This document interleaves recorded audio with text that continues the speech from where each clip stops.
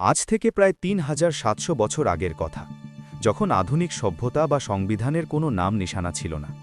মানুষ তখন কেবল চাষাবাদ শিখছে, গড়ে তুলছে ছোট ছোট শহর।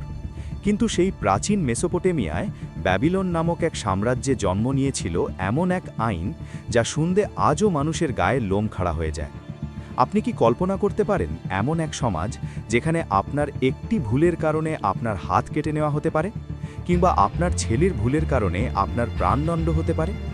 এই কঠোর নিয়মাবলীর নামই হল কোড অফ হামুরাবি বা হামুরাবির আইন, যার মূল মন্ত্র ছিল চোখের বদলে চোখ, দাঁতের বদলে দাঁত।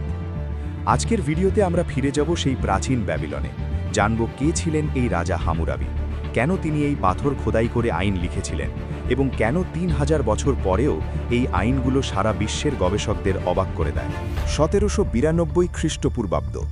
ব্যাবিলন ছিল মেসোপটেমিয়ার একটি ছোট শহর। ঠিক এই সময়ে সিংহাসনে বসেন হামুরাবি। তিনি ছিলেন ব্যাবিলনের প্রথম রাজবংশের ষষ্ঠ রাজা। তবে তিনি শুধু একজন যোদ্ধাই ছিলেন না, ছিলেন এক অসামান্য দূরদর্শী প্রশাসক। হামুরাবি যখন ক্ষমতায় আসেন, তখন মেসোপটেমিয়া ছিল বিশৃঙ্খলায় ভরা। এক এক শহরে এক এক নিয়ম, কেউ শক্তিশালী হলে সে যা খুশি করত। হামুরাবি চাইলেন পুরো সাম্রাজ্যে একতা আনতে। তিনি জানতেন তলোয়ার দিয়ে জয় করা যায়, কিন্তু শাসন করতে হলে প্রয়োজন সুশৃঙ্খল আইন। তাই তিনি দেবতা শামাসের বা সূর্য ও ন্যায় বিচারের দেবতার নির্দেশ পালন করার দাবি জানিয়ে প্রবর্তন করেন এই ২৮২টি আইনের এক সংকলন। ১৯০১ সালে ফরাসি প্রত্নতাত্ত্বিকরা ইরানের সুসা নগরী থেকে ৭ ফুট ৪ ইঞ্চি লম্বা একটি কালো ডায়োরাইট পাথর উদ্ধার করেন। এটাই সেই বিখ্যাত কোড অফ হামুরাবি। এই পাথরের ওপরের অংশে দেখা যায় রাজা হামুরাবি স্বয়ং দেবতা শামাসের কাছ থেকে ন্যায় বিচারের প্রতীক গ্রহণ করছেন।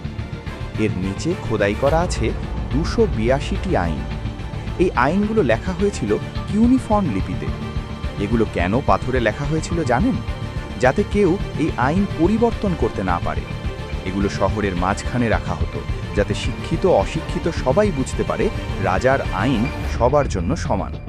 যদিও বাস্তবে কিটা ছিল, সেটা আমরা একটু পরেই জানব। এবার আসা যাক হামুরাবির আইনের আসল অংশে। এই ২৮২টি আইন শুধু ফৌজদারি অপরাধ নিয়ে ছিল না, এতে ছিল বিয়ে, বাণিজ্য, দাসপ্রথা এবং মজুরি সংক্রান্ত নিয়ম। চলুন দেখি এর কয়েকটি অদ্ভুত ও কঠোর উদাহরণ। ১. চোখের বদলে চোখ, আই ফর অ্যান আই। আইন নম্বর ১৯৬ অনুযায়ী যদি কোনো ব্যক্তি অন্য কোনো স্বাধীন মানুষের চোখ নষ্ট করে দেয়, তবে শাস্তিস্বরূপ অপরাধীর চোখও নষ্ট করে দেওয়া হবে। বাড়ি ভেঙে পড়লে শাস্তি। আইন নম্বর ২২৯ অনুযায়ী যদি কোনো স্থপতি বা রাজমিস্ত্রি এমন বাড়ি তৈরি করে যা ভেঙে পড়ে মালিকের মৃত্যু হয়, তবে সেই মিস্ত্রিরও মৃত্যুদণ্ড হবে। আর যদি মালিকের ছেলের মৃত্যু হয়, তবে মিস্ত্রির ছেলের মৃত্যুদণ্ড দেওয়া হবে। মিথ্যা অপবাদ।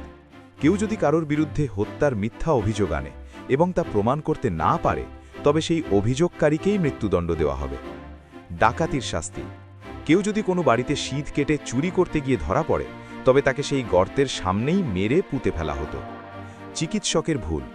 যদি কোনো চিকিৎসক কারো অস্ত্রোপচার করতে গিয়ে রোগীর মৃত্যু ঘটায় বা চোখ নষ্ট করে ফেলে, তবে সেই চিকিৎসকের হাত কেটে ফেলা হতো। আমরা ভাবি আইন সবার জন্য সমান, কিন্তু হামুরাবির সময় চিত্রটা একটু ভিন্ন ছিল।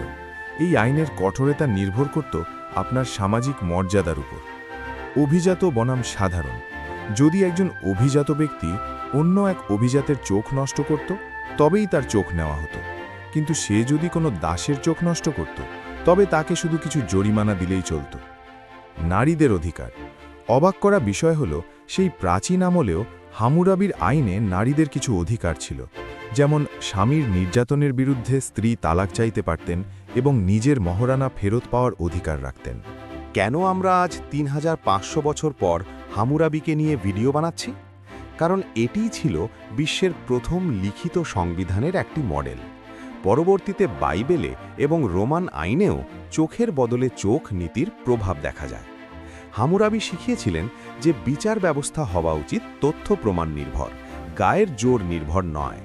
যদিও আজকের মানদণ্ডে হামুরাবির আইনকে বর্বর মনে হতে পারে, কিন্তু সেই সময়ের বিশৃঙ্খল সমাজে শান্তি ফেরাতে এটি ছিল এক যুগান্তকারী পদক্ষেপ। রাজা হামুরাবি চেয়েছিলেন তার নাম যেন ইতিহাসে অমর হয়ে থাকে। তিনি বলেছিলেন, আমিই সেই রাজা যিনি অন্যায় দূর করেছেন এবং দুর্বলের ওপর সবলের অত্যাচার থামিয়েছেন। আপনি কি মনে করেন হামুরাবির এই চোখের বদলে চোখ নীতি কি আজকের যুগে অপরাধ কমাতে সাহায্য করত, নাকি এটি সত্যিই বেশি অমানবিক ছিল? আপনার মতামত কমেন্ট বক্সে অবশ্যই জানান।